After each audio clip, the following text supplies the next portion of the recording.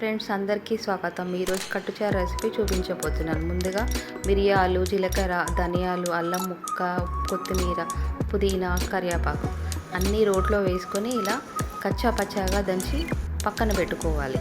పక్కన పెట్టుకున్న తర్వాత పొయ్యి పైన నీళ్లు పెట్టి నీళ్లు మసులుతుండగా ఒక కప్పు శనగపప్పు వేసి ఉడకబెట్టాలి. ఉడకబెట్టిన తర్వాత అది 99% ఉడకాలి. ఉడికిన తర్వాత కట్టు వడబోసుకొని ఇలా పక్కన పెట్టుకోవాలి. పొయ్యి మీద ప్యాన్ పెట్టుకోవాలి. ప్యాన్ పెట్టుకున్న తర్వాత 2 చెంచాలు నూనె వేయాలి. నూనె వేసిన తర్వాత ఇప్పుడు ఆవాలు, జీలకర్ర చిటపటలాడిన తర్వాత ఇంగువ వేయాలి. ఇంగువ వేసిన తర్వాత ఎండుమిరపకాయలు వేగాక కొత్తిమీర, కరివేపాకు, పుదీనా వేయాలి. ఇలా వేసుకున్న తర్వాత 2 టమాటాలు కట్ చేసి ముక్కలు వేయాలి. ఇందులో ఉల్లిపాయ వేసుకోవాలనుకున్న వారు వేసుకోవచ్చు. ఇప్పుడు స్టవ్ను తగ్గించి బాగా వేగనివ్వాలి.